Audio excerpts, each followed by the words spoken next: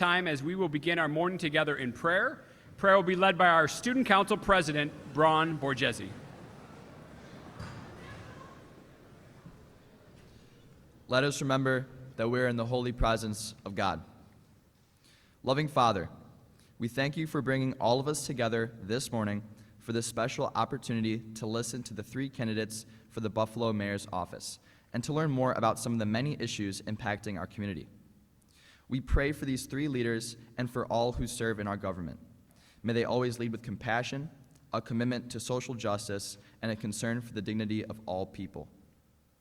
Finally, we pray that no matter what the results of our upcoming election are, our city will come together in unity, strengthened by our shared values and aspirations. St. John Baptist de La Salle, live Jesus in our hearts. We ask you to please remain standing for the singing of our national anthem. The anthem will be sung by the St. Joe's Varsity Singers under the direction of Mr. Michael Hooker.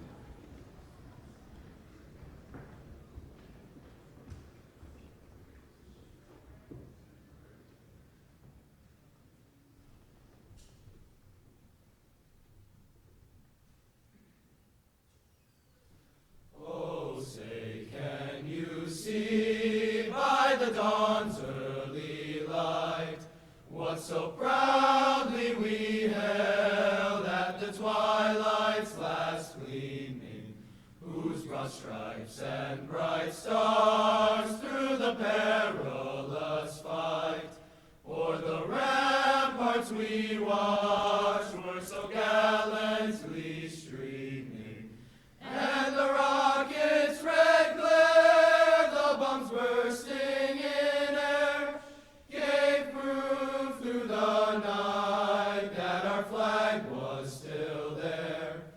Oh, say does that star-spangled banner yet wave o'er the land of the free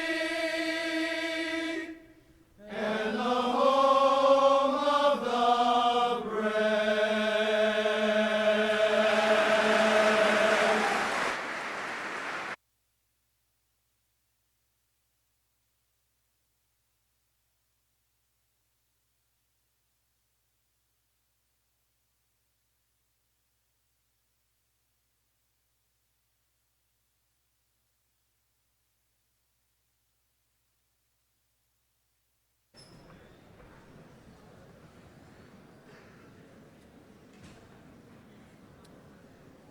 We'd now like to welcome our three candidates to the stage. Gentlemen, please come on up.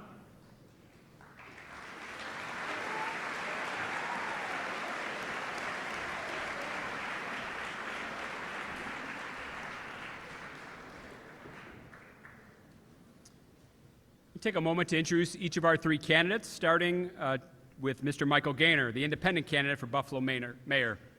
Mr. Gaynor was born in Erie, Pennsylvania, where he raised horses and worked on his family's farm. He attended Penn State, where he studied to be a teacher. After college, his career path has included time as a wilderness EMT, a carpenter, a youth leader building trails in the Pacific Northwest, a teacher, activist, campaign manager, bed and breakfast owner, and school founder. He moved to Buffalo in November of 2005. He's a founding member of the East Side Parkways Coalition, the group fighting to restore the Humboldt Parkway.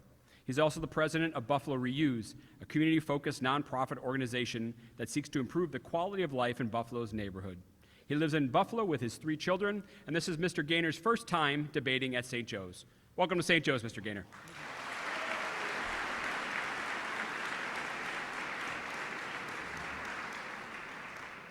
We also welcome back Mr. James Gardner, the Republican and Conservative Party nominee for Buffalo Mayor. Mr. Gardner grew up in Buffalo and is a graduate of American University in Washington, D.C., and the Levin College of Law at the University of Florida. He spent over 15 years working in the Erie County justice system, both as a prosecutor and as a law clerk. He was originally hired as an assistant Erie County district attorney and worked his way up through the local courts, trying everything from shoplifting to homicides in the city of Buffalo during his career there. After 7 years as an assistant district attorney, he served as a principal law clerk to Erie County Court Judge Kenneth Case, where he researched and wrote judicial decisions issued by the judge. He is now in private practice, working at the law offices of Ralph C. Lorgo. Mr. Gardner is an active community volunteer here in Buffalo, where he lives with his wife and their 3 children. And this is Mr. Gardner's second debate at St. Joe's, as he was here last year as he endorsed Republican and conservative candidate for the Erie County District Attorney's Office. Welcome back to St. Joe's, Mr. Gardner.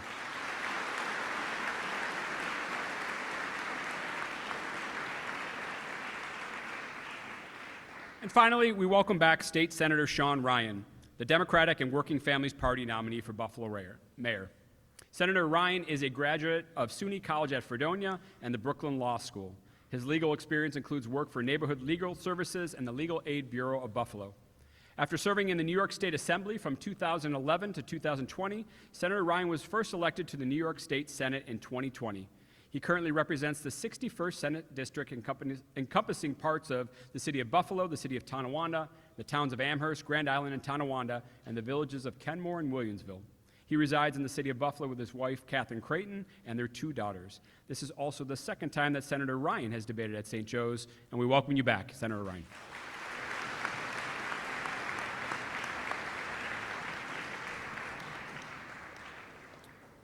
This morning, all of the debate questions have been developed and will be asked by our student panel, a group of 5 students from our AP Government class. The young men on this year's panel are Gavin Collard, Ronan Cummings, Luke Hales, Owen Long, and Sal Ortolano. Our timekeepers this morning are Caden Gibson and Finn Daly. And our fact checkers are Michael Hirschenow, Liam McDermott, and Marco Martino. The question and panel moderators are Mr. Patrick McHale and Mrs. Denise G. from the St. Joe's Social Studies Department. I now turn things over to our debate moderator, longtime social studies teacher at St. Joe's, and the moderator of the St. Joe's debate for the past 41 years, Mr. Ted Lina.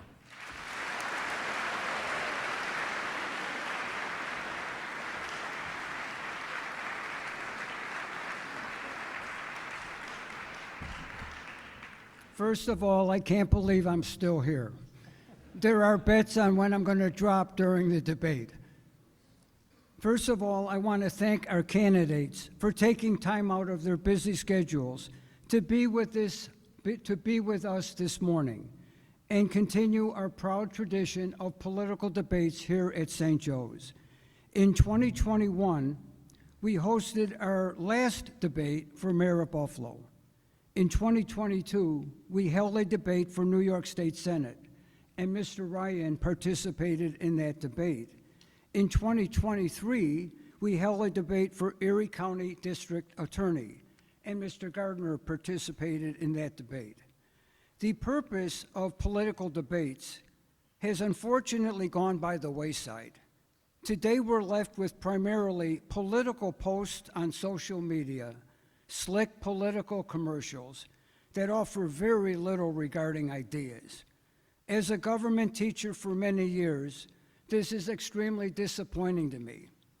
Recently, I had my AP students conduct a survey.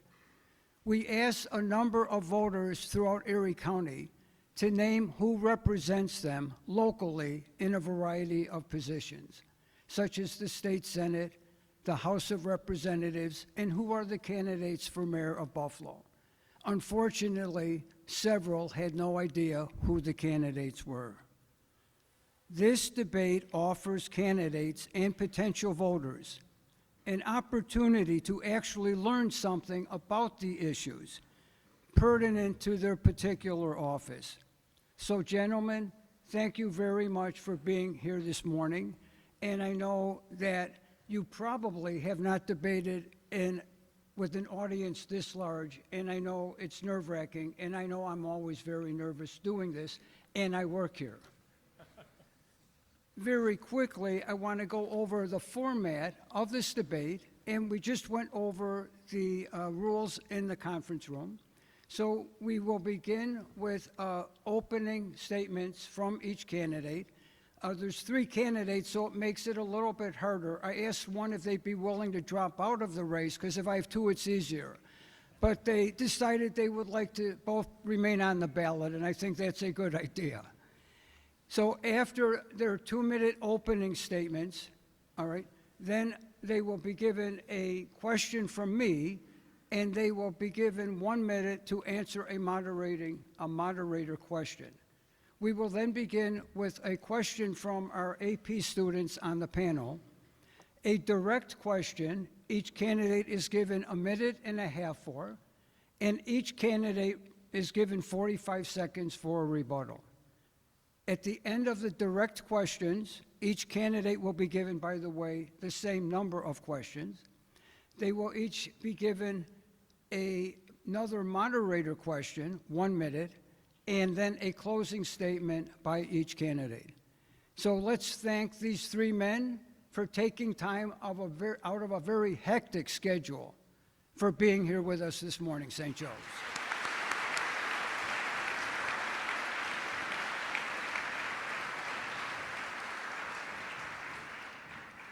All right, so we'll begin with our opening statement. Great. Mr. Gaynor, based on a lottery we held earlier, I believe is going first. I picked the ace card, so that means I got the opportunity to go first. So thank you all, first of all, for this tremendous opportunity. You did something that I have been working tirelessly to make happen, which was to bring all 3 candidates together for our one and only debate. This will be our only televised debate in the first election in 20 years. So let me just say, I give you a round of applause for pure magic, because you did an amazing thing bringing us all here today. So thank you.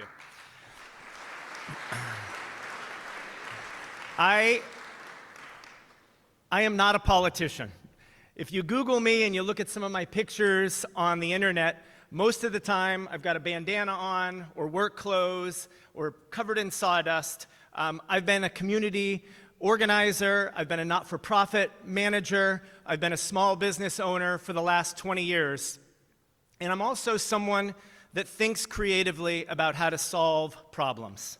So when I first arrived here, and it's my 20-year anniversary here in Buffalo on November 1st, so I consider now Buffalo my hometown, the place where I've spent more years than I've spent anywhere else in my life.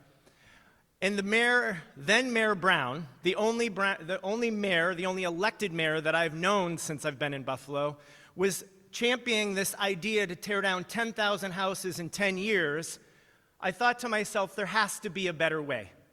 And that's when we went to work, where I leaned into the community and the ideas and the perspectives of people that were here before me to start Buffalo Reuse, an innovative program that would salvage building materials and connected the dots in our communities to make materials available to people that needed those materials most to fix up their houses, to maintain, and to put things back into our community. Planting thousands of trees, transforming vacant lots into community spaces, doing things differently, trying to make it happen. And that is going to be my vision as the next mayor of Buffalo, to bring things together, to bring people together, to think outside of the box, to make change. Thank you. Thank you. Our next opening remarks, Mr. Gardner. Thank you very much, and thank you again for having me back in consecutive years. If I'm back another time, I've been told I need to buy a locker. I also won the lottery this morning because I not only have all of you staring at me, but I have Dr. Thompson staring at me on the podium also. So, Dr. Thompson, thank you for allowing me the use of your podium this morning. The city of Buffalo is on the brink. We have could be a $60 million budget deficit. We have a rising crime problem with car thefts, residential burglaries, commercial burglaries. We have an affordability problem where rents are going up in our city, and yet we have oceans of vacant lot and vacant land in our city, probably the only city in America where that's true. We have a roads problem, potholes. Many of you are too young to drive, but as soon as you are, you've already ridden in the cars, and you've seen what our roads look like. Our roads aren't getting plowed when it snows. How are we going to lead our way out of this? This is the result of 60 years of one-party rule. I'm 41 years old. I've only known 3 mayors. This is the result of a lack of leadership, a failure of leadership, and a lack of accountability. Who is going to lead us out of this mess? Is it going to be the hand-picked candidate of the Democratic Party machine that has ruled this city for 60 years?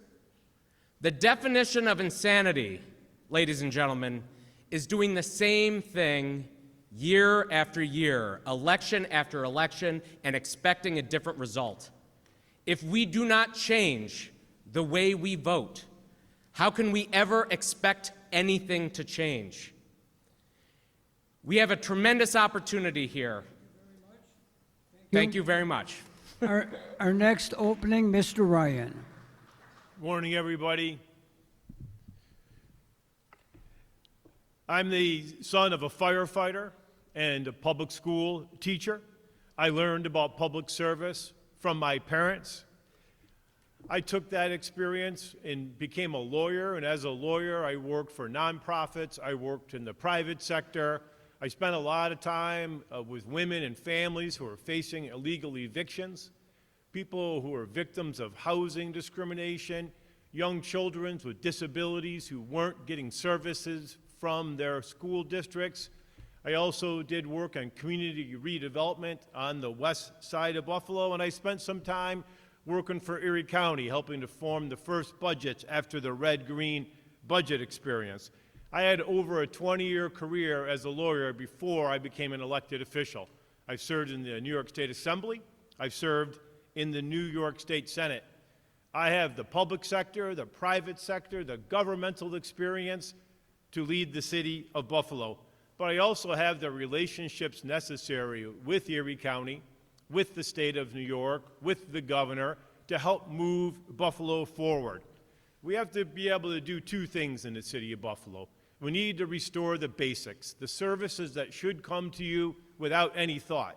Potholes being fixed, streets being plowed, pools being open, community centers being vibrant. But at the same time, we need to take on the tough, seemingly intractable problems facing the city of Buffalo. Over 16,000 vacant lots, concentrated poverty in our African American communities as a result of generations of redlining. We know how to do it. I have a housing plan to restore neighborhoods. I have a financial plan to get the city back on its feet. There's a lot of work to be done, but I am confident in my ability, based on my experience, to get the job done. Mr. Ryan. We will begin the debate with a moderator question. Timekeepers, each candidate will be given 1 minute, and there is no rebuttal. Buffalo, like many cities in our nation, has been a one-party town. Chester Colwell, a Republican, served as Buffalo mayor till 1965. So for the past 60 years, for better or worse, a Democratic mayor, in conjunction with the Buffalo Common Council, has made all the key decisions for the Queen City. As was pointed out during a lively Democratic primary for this office, there was a discussion with all that's gone wrong in Buffalo during the last administration. A large budget deficit, a downtown that lacks critical mass, a lack of affordable housing, poor schools, and a number of rundown neighborhoods that some believe have been ignored. Why should the electorate continue to support or not support the party that has been at the center of the decision-making and has been made over the last several decades, when there have been so many issues raised by fellow Democrats? Mr. Gaynor?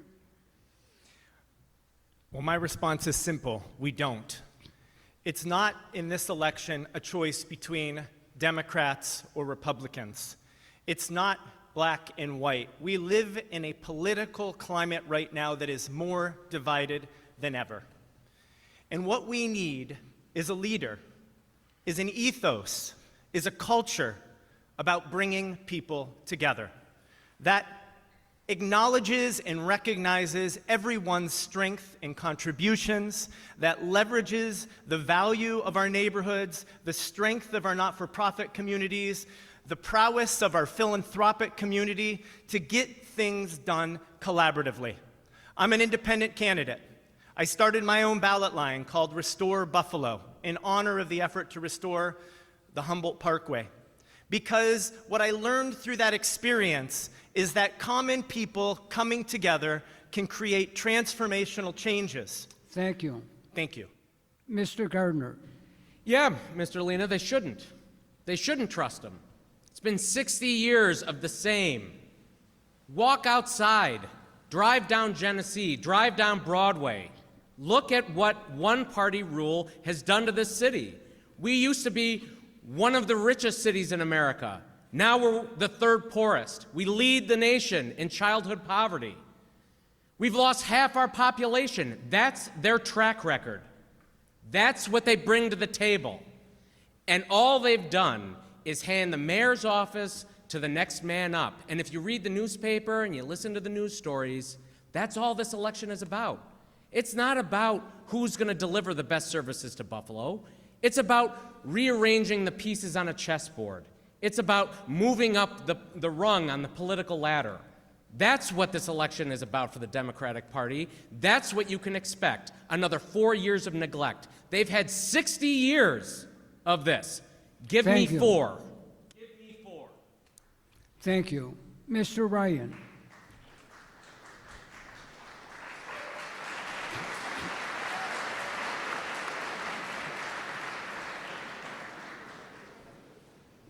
It's up to the people of the city of Buffalo to decide who they want to sit in the chair of the mayor's office. And I know after a long and bruising primary season, the people of the city of Buffalo took a good look at a lot of candidates. I was in that primary with 5 other people. We had vigorous debate. We traveled the city of Buffalo, and I came out on top in that process. And now, as we're running into the general election, the people of the city of Buffalo, many of them who chose the primary winner, they concentrated on experience, they concentrated on background, and they concentrated on plans to lead the city forward. I feel that my plans that I've put together, my unique experience and my background, and I'm the best choice to lead the city of Buffalo forward. Thank you very much, Mr. Ryan. At this point in the debate, we will ask questions from our panel. They will have 1.5 minutes to respond, and then there will be a rebuttal for 45 seconds. I would ask the students to withhold applauding too, because it interferes a little bit with the flow of the debate, and we would be grateful if you would applause at the end of the debate when the candidates have finished with their closing statements. Thank you very much. So our first direct question will go to Mr. Gaynor. Oh, I have down Mr. Gaynor for this. We're just going in order. Thank you. According to Feeding America, nearly 21% of Buffalo residents are reported as being food insecure. Furthermore, according to data from the University of Buffalo School of Architecture and Planning, over 56,000 households in the city of Buffalo do not have access to a supermarket within a walkable distance and do not have access to a motor vehicle. Food deserts are a growing problem in the United States, particularly in urban areas with high poverty rates. What specific policies would you implement to address food insecurity and ensure equitable access to fresh food across all parts of the city? Well, we're going to lean into some of the great assets that we have in this city right now. I had a great opportunity in the last week to meet with the proprietors over at Imperial Market over at Kensington and Bailey. These are folks that have prioritized doing business in high poverty neighborhoods, and they're doing it with tremendous results.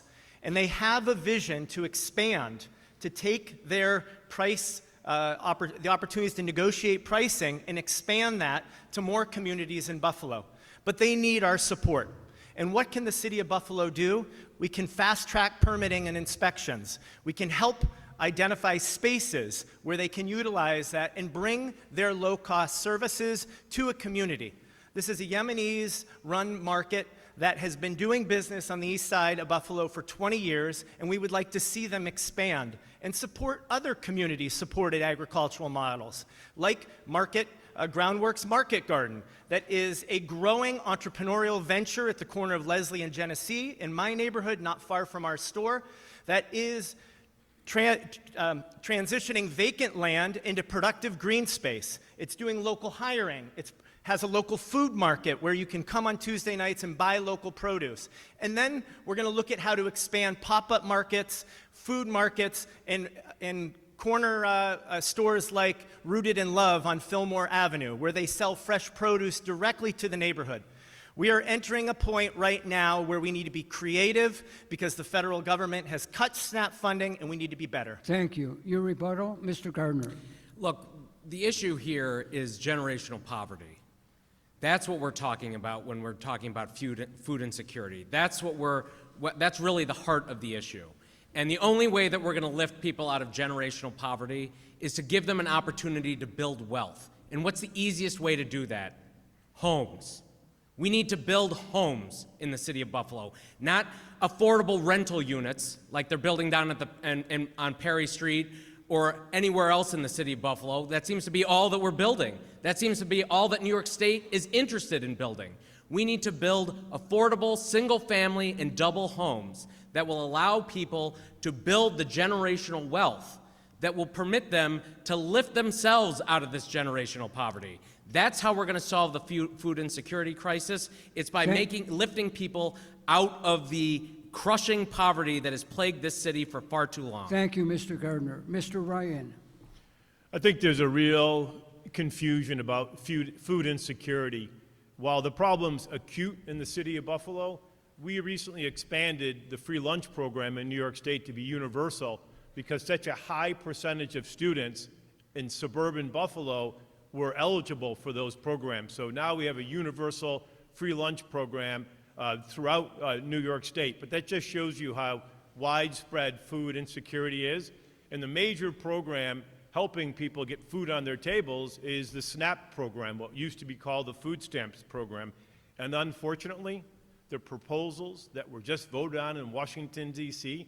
are going to dramatically decrease food stamps for people, and it's going to make people more hungry. We need to have good federal actors to help us solve our local problems. Thank you. Our next direct question from the panel goes to Mr. Gardner. Mr. Gardner, President Donald Trump has deployed or talked about sending National Guard troops to cities across the nation, including in New York City, Washington, D.C., Los Angeles, and San Francisco, for what he calls lawlessness and out-of-control crime in these cities, as well as to aid ICE agents in cracking down on illegal immigration. Democratic mayors and governors have called Trump's federalization of the National Guard an overreach. In addition, a federal court has found that Trump's use of the Guard around LA without the authorization of Congress violates the Passe Comitatus Act. New York Governor Kathy Hochul stated, "Our policies are working. We don't need National Guard troops." Supporters of the National Guard being deployed in Buffalo have pointed to the city's high violent crime rates.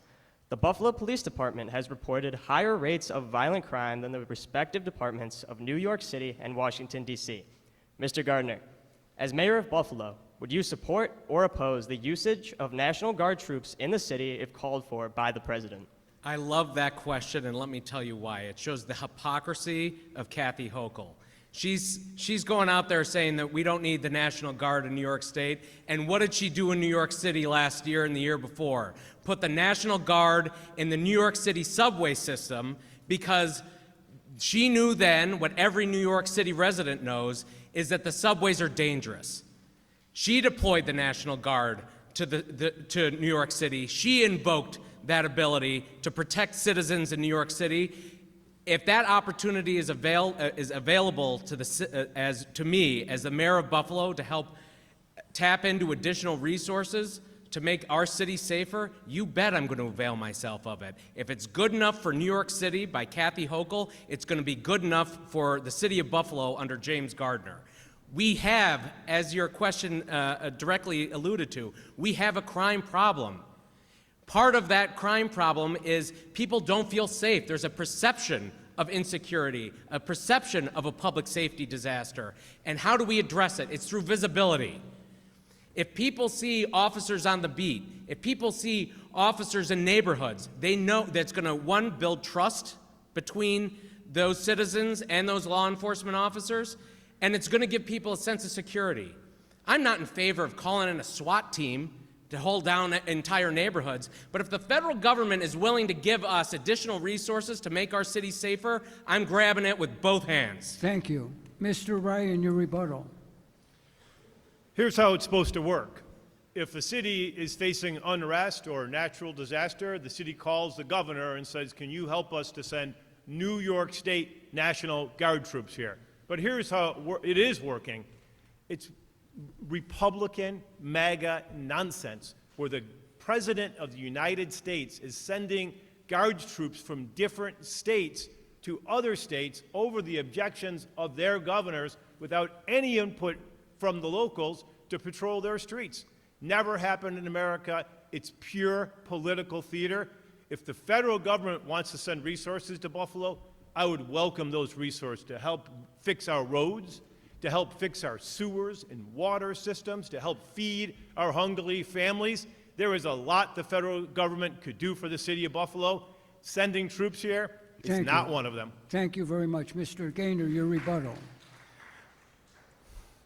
This is an example of finger pointing from both sides about what's best and what's wrong. Kathy Hochul, MAGA this, MAGA that. That's not what's important, folks. What's important is addressing the needs of our communities.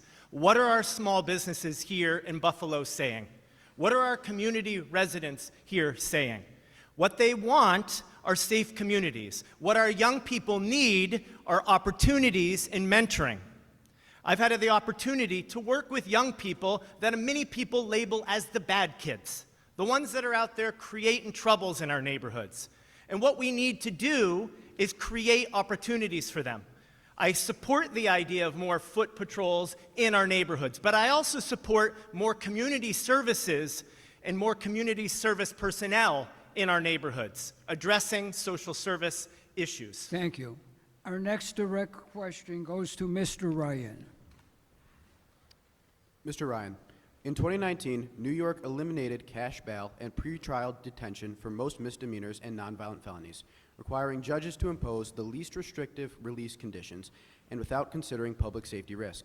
Then Erie County DA John Flynn had already curtailed bail requests, reducing jail population by nearly 50%, while a Buffalo News review of 11,672 local cases found fewer arrests for violent felonies among those released under the new guidelines. Critics, chiefly law enforcement, warned that limiting judicial discretion endangered communities. However, the 2022 murder of Kiara Benefield by her husband, who had been released on cashless bail for non-bail eligible offenses under the previous guidelines, prompted legislative amendments expanding bail eligibility and judicial options. Yet defense advocates argue judges remain unduly constrained. Should New York grant broader judicial discretion to impose bail or deny release based on public safety in cashless bail cases? So before the 2019 reforms, the holding center was full of young people, mostly African-American males, who could not pay a very small amount of bail to be released. As an attorney, I represented a lot of these folks. They would sit in jail for 4, 5, 6, 7 days, come to the judge for their first appearance, and the judge would say, "Why are you in jail?" And they would say, "Because I couldn't put a $100 bond up." The judge then released these people. So right now, our holding center population is down by over 50%. That's a good thing. We shouldn't criminalize poverty. It shouldn't be that if somebody with money to make bail for shoplifting gets to walk out after their parents post bail, but a kid who can't afford it has to stay in the holding center for a long period of time. That's not justice in America. That's not the justice we want. We made a lot of changes since 2019. The best public policy is public policy that evolves. You don't get stuck in thinking you're right. So we made changes several times since 2019. We may not have got it perfect in 19, but we got it right. Thank you. Mr. Gaynor, your rebuttal. And I think what we have to do is differentiate between nuisance crimes and violent crime. And I think that we empower our courts to make those decisions and differentiate between that and hopefully act in good faith in accordance with the law. But as the next mayor of Buffalo, my administration has a commitment to community and to our young people and to investments in those communities that keep our communities safe. Our shopkeepers, our small business people are worried about the safety and break-ins of their business. They're worried about people that are mentally ill and homeless and have drug addiction. We have to put social service workers and first responders that are equipped to deal with those issues on our streets so that our police can address nuisance crime and violent crime the way that they are intended to. Thank you. Mr. Gardner, your rebuttal. It goes way beyond that. And Mr. Ryan knows it because he not only voted for that bail reform legislation, he supports it today. He voted for the discovery rules changes. He voted for less is more, which is an easy way for parolees to get out of jail, to get out of prison, and remain unaccountable to the criminal justice system. He voted and supported the raise the age legislation that has made it almost impossible for members of law enforcement in Buffalo and New York State to hold criminals accountable. And that is the reason why we are seeing the uptick in not only the nuisance crimes, not only the burglaries and the vandalism, but it's why we're seeing not only Kiara Benefield, who lost her life, but also the young woman on North Ogden Street, who just this year was murdered because of bail reform. Thank you very much. Our next direct question goes to Mr. Gaynor. Mr. Gaynor, in December 2022, the city of Buffalo suffered a catastrophic blizzard, killing 31 people in the city limits and shutting down roads for days. A 2023 New York University report found Buffalo's inadequate government response exacerbated the already disastrous situation. Specifically, the city's plowing, warming centers, and communication did not meet the needs of residents. The reports also found the city issued inconsistent and confusing warnings of weather severity and street closings, leading citizens to venture out into dangerous conditions.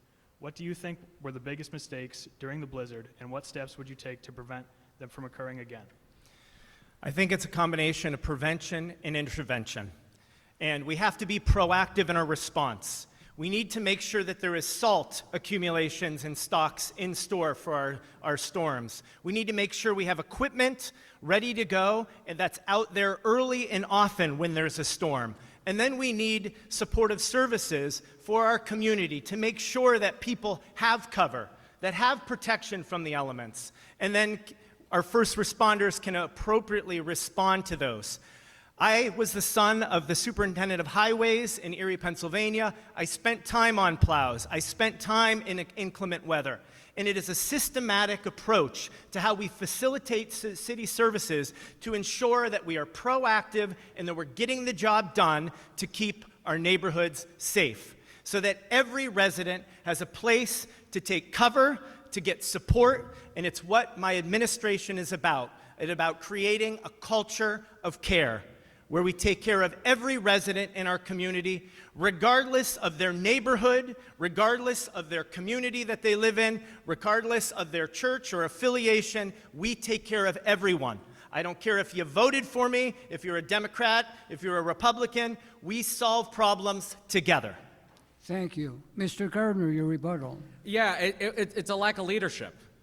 You know, what's changed since that storm to today? Do we have any confidence as a city that the same result wouldn't transpire today if we got hit with a storm like that? We shouldn't. They've done nothing to give us that confidence, to give us that assurance that anything has fundamentally changed. We don't have the plows. We don't have the plows to plow our streets properly. We don't have enough salt. We don't have enough mechanics to keep those plows running. It's a lack of resources in the key spots. That's why when I say we have to right-size government, it's not about slashing and burning. It's about making sure that we're investing in the areas that we expect as a city those resources to be invested in. It's about making sure that we have the plows, make sure we have the salt, and hold me accountable when it doesn't go right. Thank you very much. Mr. Ryan, your rebuttal. So the deaths in that storm were tragic, but they were entirely preventable. Nothing is more basic than being able to keep your citizens safe in the event of natural disaster. At the time of that storm, 30% of Buffalo's snowplows were not functioning. They couldn't get them out of the barns.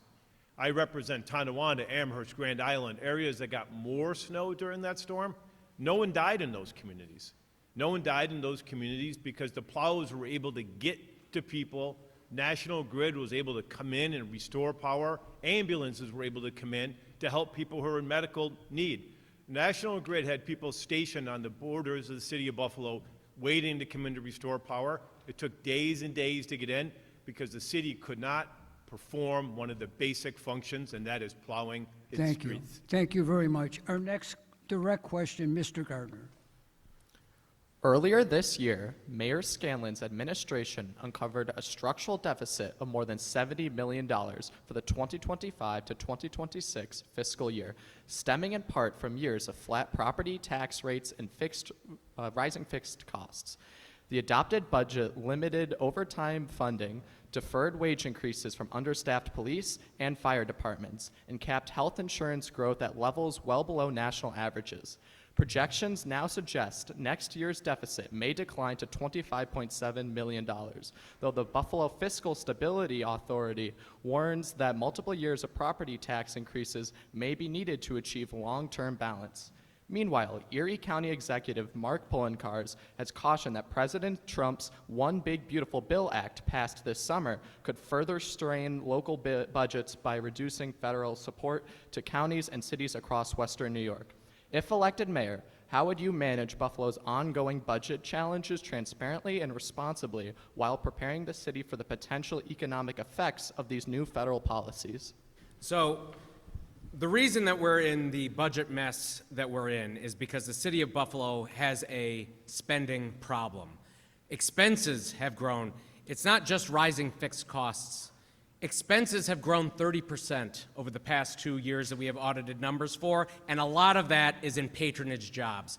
The city of Buffalo was a beneficiary of a huge amount of federal money out of COVID. And what did they use it for? They used it for hiring people, and they used it for plugging budget deficits. They didn't use that money to invest in the city at all. They didn't do anything to grow our tax base with those funds. So raising taxes, to me, is one of the last things that we should do, because all it does is erode our comparative advantage with our surrounding municipalities. Buffalo remains a lower tax area within Erie County and within New York State. That is something that will attract people to us. Right now, the option is raising taxes for services that don't exist. People are going to leave if you continue to raise taxes without any kind of commensurate rise in services. That's only going to fuel the out-migration from the city of Buffalo itself. We have to start cutting our costs. And as mayor, I'm going to lead by example. We're going to cut $2 million out of the mayor's budget alone, and I'm going to challenge the Common Council to do the same. I don't need police protection 24 hours. I have an alarm system and a locked door. That's all I need. That's $1 million right there that we can save. Thank you. Mr. Ryan, your rebuttal? If someone tells you they're going to cut your way out of this problem, they're kind of shielding the truth from you. Health insurance goes up every year. Everything goes up every year, but the city of Buffalo maintained its flat taxes for 19 years. And the built-in expenses that the questioner noted, you can't control those. So last year's budget, it didn't balance. We're going to end this year between $40 and $60 million.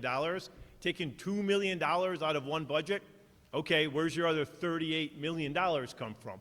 So we have a lot of work to do in the city. We're going to have some efficiencies, but we also have to collect our outstanding revenues. We only collect 7% of outstanding fines and fees in the city of Buffalo. We have $20 million in arrears on our water bills, but we're going to have to deal with our state partners in order to get this done. Thank you very much. And I have the experience in Albany to help us bring in our state partners. Thank you. To give Mr. Gaynor, your rebuttal. It's about fiscal responsibility and equity in this case. I run my own business and have for the last 20 years. I have expectations of my department heads. I have roles and responsibilities that they carry out that I expect of them. During budgeting, it's not acceptable to spend in excess of what we budget. And yes, the city of Buffalo has done that for the last 6 years. Just in overtime expenditure alone in the last 6 years, we've spent $60 million in excess of what was budgeted. Right there is our shortfall. When we see that, when we know in day 30 or day 60 of the fiscal year that we are approaching that budget figure, we need to put on our thinking caps and think about how to best solve problems to make sure we're not cutting citizens short on services. Thank you. Thank you. Our next direct question to Mr. Ryan. Mr. Ryan, the Buffalo Police Benevolent Association has reported that, due to the lack of a new contract agreement, particularly concerning health care benefits, approximately 80 senior officers, including at least 20 lieutenants, may take early retirement if there isn't a new contract by the end of this year. This potential loss represents nearly 10% of the police force and raises concerns about staffing and public safety. Additionally, the current labor contract expired at the end of June, and the absence of provisions, such as the residency requirement, has already affected recruitment and retention efforts. As mayor, how would you address the ongoing contract negotiations and their impact on the Buffalo Police Department, specifically in preventing the loss of experienced officers and ensuring adequate staffing to maintain public safety? So by mid next year, every contract in the city of Buffalo will be expired. Police, fire, blue collar, white collar, sewer, water. We have all those contracts to renegotiate, and it's really tough to renegotiate a contract when you have a deficit. So generally, you use money to help solve some of the problems. So we're going to have very tough negotiations, but we have to make sure we have contracts that don't build in overtime. That's the situation we're facing now. We're not down on people power in the firefighter and the police departments, but there's all these contractual provisions that make it so overtime just keeps going. Already this year, after quarter one, books are in, we're going to have exceeded our overtime already by $10 million. So the new contract has to include provisions that limit unnecessary overtime. And the other thing we have to do is the city of Buffalo has over 98 different healthcare contracts open right now. The administrative costs just on that is crippling. If you compare it to the county, who has less than a dozen. So we have a lot of cleanup to do in order to get the efficiencies that we need in the city of Buffalo. Thank you. Your rebuttal, Mr. Gaynor? So the first thing that we're going to do is we're going to assemble a world-class team. I'm not beholden to anyone. I don't owe anybody anything as an independent. So we're going to bring state-of-the-art decision makers, wise leaders to help inform the negotiation process. But we're also going to address the real needs of our police. Right now, they feel stretched. They can't respond effectively to violent crime, to nuisance crime, because they are stretched by all of the other competing needs on their plate. So we're going to leverage the funding and the support of our county and our state to bring more resources to the neighborhood level to ensure that we're responding and we're taking things off their plate, which will give us another tool as we negotiate with the police to get to those contract finals. Thank you. Your rebuttal, Mr. Gardner. Yeah, the first thing we're going to do is get to the table as soon as possible. A lot of the problems that are affecting the City of Buffalo Police Department, fire, and other unions is we have to negotiate a fair contract, one that's fair for them and one that helps control costs for the city. But the reason why those 80 officers are thinking about leaving is because they're worried about the imposition of a hard control board. And what that means to members of the Buffalo Police Department, Buffalo Fire Department, and other labor unions is a frozen step. Their wages don't increase over time. Their memorandums of agreement on health disappear. And Mr. Ryan's budget plan of how we're going to get us out of this mess is to borrow $150 million in deficit bonds without identifying any way to pay for it. How is that going to happen? With a hard control board. That's why they're getting out. Thank you. Our next direct question to Mr. Gaynor. Mr. Gaynor, on April 11th, 2024, Erie County Sheriff's Narcotics Chief, DJ Granville, while operating a county-owned Dodge pickup truck, collided with 7 other vehicles. Responding Buffalo Police Department officers did not administer a field sobriety test, a breathalyzer, or a blood draw to Chief Granville. The incident was signed by a Buffalo Police Lieutenant, the supervising officer on the scene, and Chief Granville's sister-in-law. The matter remained undisclosed to the public until nearly 1 year later, when it was reported by WGRZ. At that time, the Buffalo Police Department stated that it was actively working on the case and declined to release related records, citing potential interference with criminal investigations or judicial proceedings. As mayor, what specific policies, oversight mechanisms, and accountability measures would you implement to guarantee that the Buffalo Police Department investigates and processes such incidents impartially and transparently, regardless of the individuals involved, positions, or personal connections? Well, I think that that's a lot of the problem with our political system today, is a lack of accountability because of the concentration of power at City Hall, right? The concentration of power that takes power away from our communities, takes power away from regular people in their neighborhoods, trying to improve the quality of life in their neighborhoods. I have an initiative called Neighbors Building Neighborhoods, and what we are going to do is put decision-making in the hands of people as in a council structure all across our city. From each of those councils, there will be one member that will serve on a police accountability and advisory committee that will further investigate these types of abuses, this type of nepotism, this type of patronage in our city. We need to decentralize power. We need independent voices coming to the table. We need to leverage every asset at our disposal to address the growing needs and concerns in our communities. If we're focusing on the power of a party, they are going to reward their loyalists. If we're focused on the power of a machine, they are going to pay back the people that paid them in the first place. Look at the money that was spent in this mayoral election alone. Probably close to $4 million to date. Who are those elected officials accountable to? Their funders, the unions, the families, or the people that live on every block here in the city of Buffalo? Thank you very much. Mr. Gardner, your rebuttal. Sure. I believe that sunshine is the best disinfectant.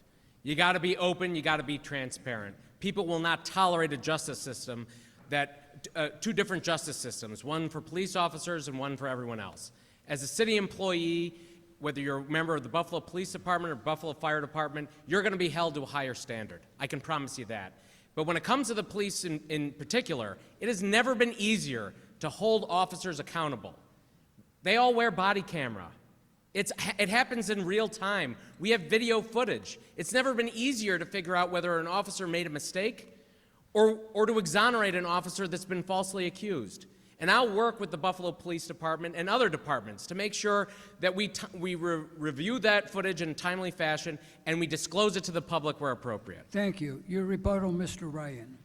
I have a full criminal justice plan that talks about training, transparency, accountability. It's on my website. Take a look.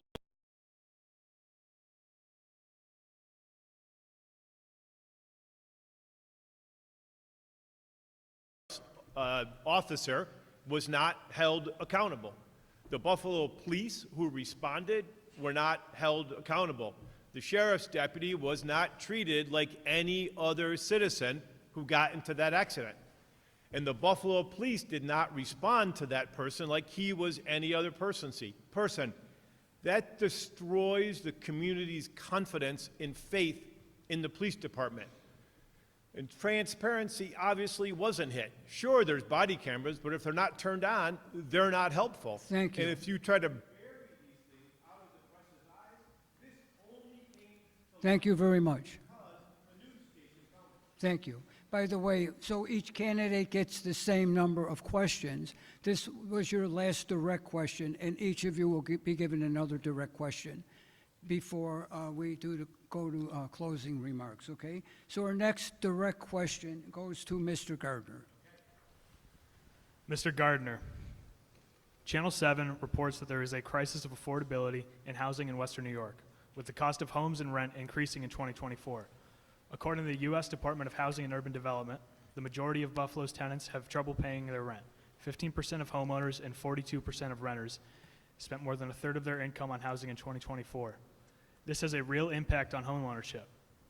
The U.S. Census notes that about 43% of Buffalo's residents own their own homes compared to a national average of 65%. What would your administration do to address this affordability crisis? Right now, we have a demand for housing, and we have a supply of land. As mayor, it's going to be my job to make sure the supply meets the demand. The city of Buffalo's broke. We can't act as a developer the way the state does, the way that they've squandered millions and hundreds of millions of dollars on affordable rental units. But what the city can do is be an active participant at the table to make sure that we clear title to the available land. We can make sure that the city infrastructure is there to support development, not only of affordable single-family homes, affordable housing that are single-family homes, but we also need to start inviting private development into the city of Buffalo. Politicians up here are patting themselves on the back for the fact that they've got 47 or 57 affordable single-family homes in the city of Buffalo under construction. We need probably 500 under construction a year. The only way we're going to do that is to start leveraging private investment into the city of Buffalo, and that's the role as mayor that I will play. We have to certainly incentivize private development in the city of Buffalo. We're not going to be able to do it with money. We're going to have to be creative, but we have to do it. That's the only way that we're going to, one, solve the affordability problem, and two, lift this city out of the generational poverty doom loop that we've been in my entire life. Thank you. Your rebuttal, Mr. Ryan. Housing is the most important issue facing the city of Buffalo. I have a 3-point plan. I had this funded through New York State. The first is to keep people in their apartments. That's the cheapest, the most efficient way. Second is we have 4,000 vacant units in the city of Buffalo in doubles, mostly owned by senior women. We have a program to give a $50,000 or $75,000 grant to get those units back online.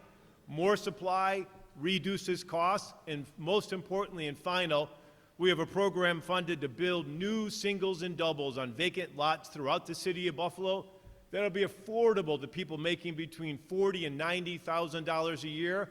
The answer to our affordability crisis is to build more housing.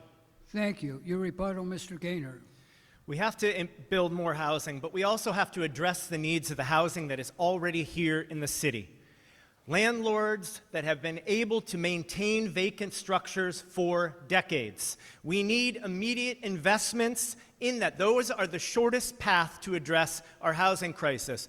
But we have to also have more rigorous and aggressive enforcement to ensure that irresponsible landlords aren't taking advantage of their tenants, so that we're improving the livability, the quality of our housing, and the livability of each neighborhood. That is what we need to do. Coalesce resources around improving quality of life on each block in the city of Buffalo. Thank you. Our last direct question goes to Mr. Ryan.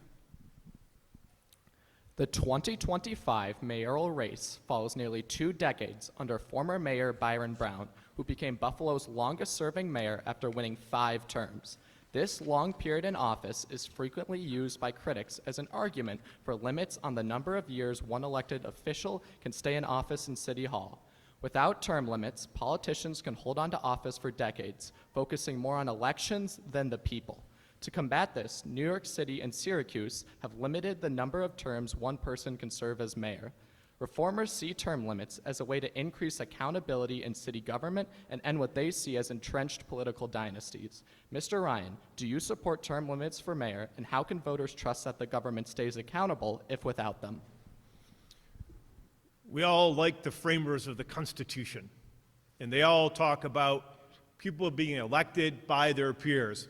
Nothing in that document talks about term limits. They talk about the people in this room. You vote, you decide who your leadership is.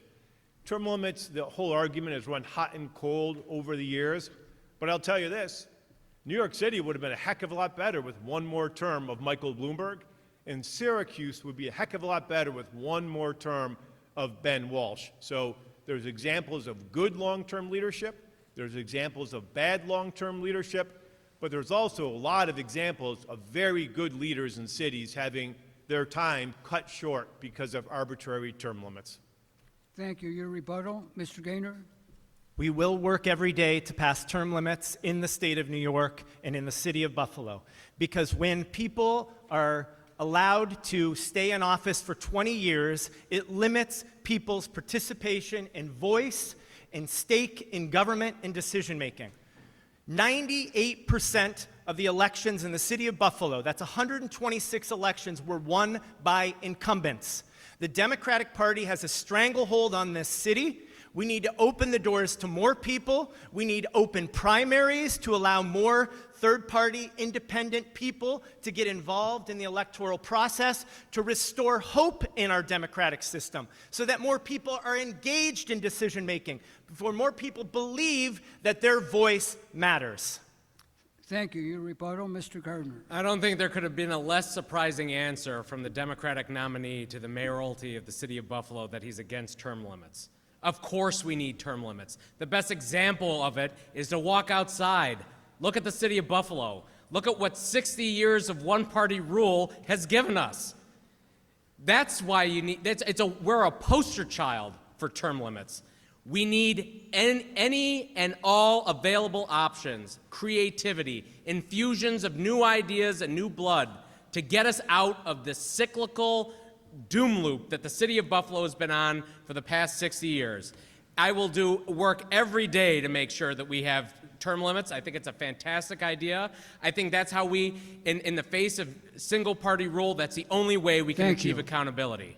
This is a very controversial topic. As I'm sure everyone knows here, we do have term limits for president, 2 terms or 10 years, but that is based on a constitutional amendment. There are no limits for the House or Senate. We do not need to amend the city charter, however, to ask you this question, because this happened in the 90s when the Republicans were in charge, and they said they would support term limits, and then, of course, whenever the party is in power, they have a change of heart. So I'm going to ask each of you gentlemen, put you on the spot, 20 seconds, please. Would you pledge, if elected the next mayor, and one of these men will be the next mayor of Buffalo, would you pledge to serve no more than 2 terms in City Hall? Mr. Gaynor. I have told my supporters and I've told people in every community that I've been campaigning that I have 8 years to elevate leaders, to bring more voices into the political process, to make significant transformational change in the city of Buffalo. We do that all together. Not we, not them, us. That's what I'm running for here in the city of Buffalo. Thank you. Mr. Gardner. Give me 4 years, but I'll gladly take 8. All right. Thank you, Mr. Ryan. I'm pretty clear, I don't support term limits. I think the voters are the people who decide, and the voters are the ones who judge you. I've been through a lot of elections, and I think that's the way to do it, is have elections. Thank you very much. I will now ask one last moderator question, and then we will have closing statements from each of our candidates. I began the debate with one-party rule in Buffalo, New York. I also want now to address the national issue, where we have a similar situation, of course excluding the Supreme Court of the United States, but in regard to Buffalo, the mayor and council, and in regard to the national level, the mayor and the President of the United States and the House and Senate. At the national level, we have one party currently in control in the House and also in the United States Senate and the White House as well. A number of decisions have been made regarding our current national government, such as shutting down immigration, taxes, the reduction in cabinet-level positions, such as the Department of Education, the proper use of the National Guard, and federal agents, such as the DEA, FBI, ICE, etc. Do you primarily support or oppose anything that I've just mentioned that's occurring at the national level? Mr. Gaynor, they have 1 minute if they would like to use that time. I primarily, in general, oppose federal oppressive action against local city governments. I think that each city, each neighborhood, each community is in the best position to support what they think is best in their home community. And when we have outside control and influence, it disempowers people. It makes people feel unsafe in their own homes, in their own communities. And my administration will champion a culture of care where we build resilience, we build support, and we build a community that cares for one another. That's what my commitment is. Outside of that, the federal government's going to do what we need to do, but we need to stand up for people. Mr. Gardner? My commitment is to work with every level of government. When I win this election, I'm going to have to deal with Kathy Hochul. I'm going to have to deal with Mark Poloncarz. I'm going to have to deal with Donald Trump. I'm going to work with all of them, even though there are key differences that I have with each of them. I'm going to do what needs to be done to better the city of Buffalo. I will work with every layer of government, every level of government, to make sure that the city of Buffalo gets the resources it needs, to make sure that we have what is best, advocate for the best programs that we can get for our city residents, and I will work tirelessly to make sure that this city is better. Whether or not I support what Donald Trump does today or Donald Trump does tomorrow, what Kathy Hochul does today or what Kathy Hochul does tomorrow, it's a shifting sand universe. What I will do is my pledge is I will work with each of them, even though I have fundamental disagreements with each of them. Thank you. Mr. Ryan? We hear about the dangers of one-party rule when it's a Democrat. But the one-party rule in Washington, I'm not hearing much of my MAGA friends out of that. One-party rule in D.C. and MAGA Trumpism has been awful for the nation, and it's been awful for the city of Buffalo. The MAGA Republicans are declaring war on Canada. It's killing our local economy. Buffalo's growth in the last 10 years was all based on new Americans. No more new Americans coming into the United States. Bad for Buffalo's economy. The trade war for Canada, bad for Buffalo's economy. University of Buffalo is an international institution. Attendance is down. Kids, the best and the brightest, can't come from around the world. Clearly, people distance themselves from the MAGA Republican in that agenda when it's good for them. But I tell you, the MAGA Republican agenda is bad for the city of Buffalo. Thank you. We will now have closing statements. Each candidate will be given 2 minutes, and there will be no rebuttal. Mr. Ryan, you get to start off. Thank you. Thanks, everyone, for being here today. Wonderful discussion. I'm going to build an administration in the city of Buffalo made up of the best and the brightest. We're going to recruit people from around the country. We're going to have open searches. Everything will be transparent. But we're going to bring good people with good qualifications into the city of Buffalo. I have the background, over 20 years as an attorney, private sector, public sector, nonprofit sector. I understand how our society works, how our culture works, how our government works, how the private sector works. But the most important thing I'm going to bring into the city of Buffalo is my relationships with New York State. We can't get out of this problem that we're in alone. We're going to need state help. We're going to need a soft landing.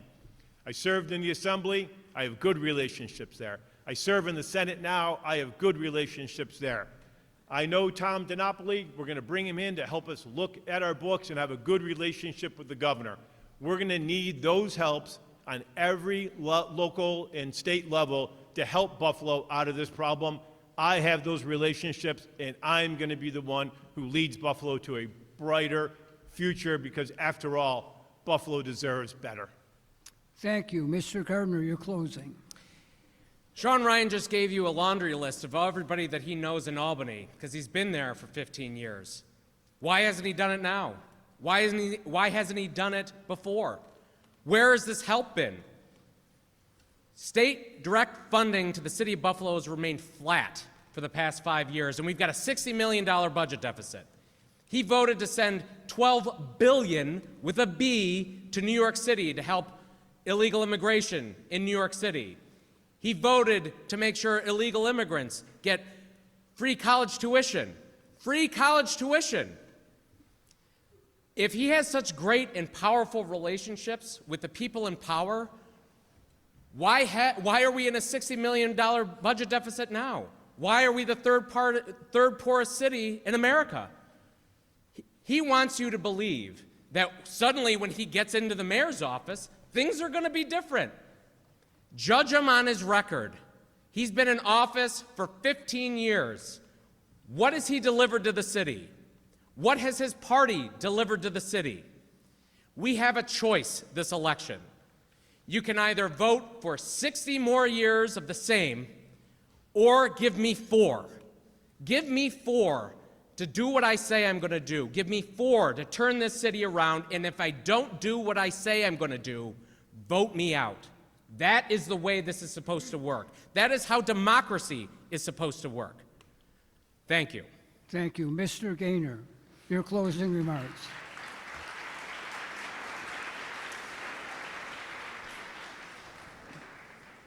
So I want to just say that this experience, both here at St. Joe's and as a candidate running for mayor, has been the experience of my life. I have been involved in many aspects of our community as a business owner, as a community leader. I was involved in this effort to restore Humboldt Parkway when a bunch of the community came together to stand up, to stand up for and against a state project that had huge momentum. But the people came together to overcome that adversity together.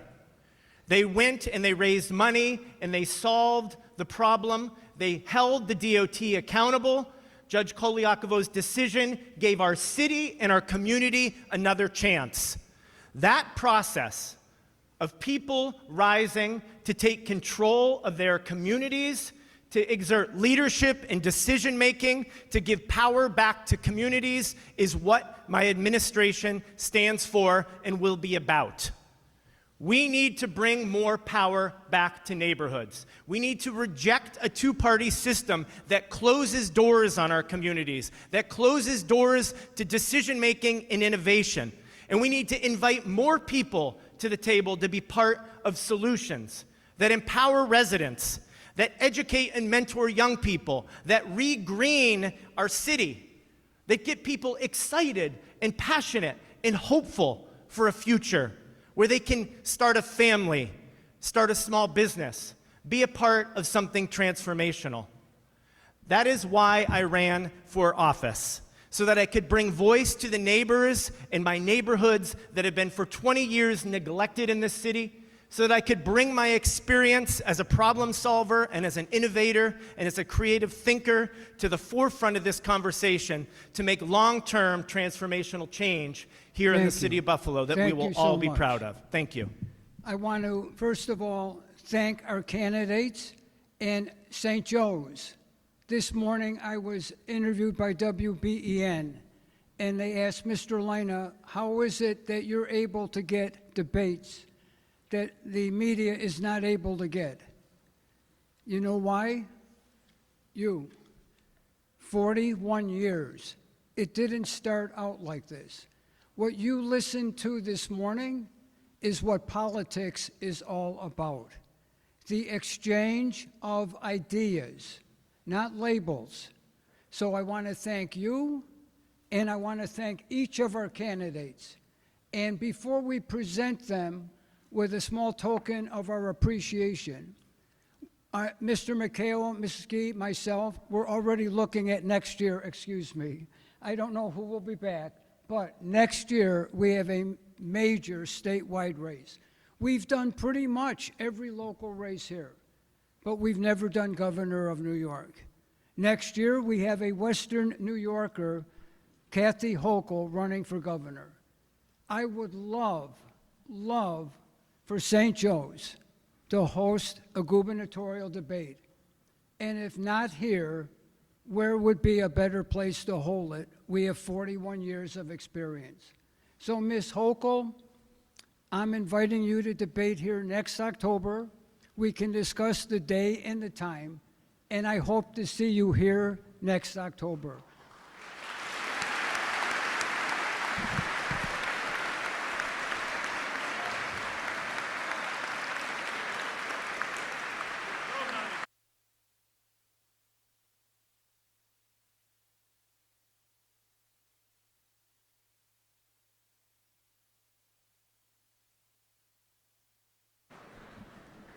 Thank you, St. Joe's. And we're going to present a small token of our appreciation from our Student Council President. To each candidate, on behalf of the St. Joe's community, we again thank you and express our deepest gratitude for participating in this political debate at our school. This event displays to all students, again, what a proper debate should look like, not an argument or a competition, but a discussion of ideas and working towards a common understanding and success. It allows us to think more deeply about politics, which is extremely important as we grow into young men. So again, we thank you and we wish you the best of luck.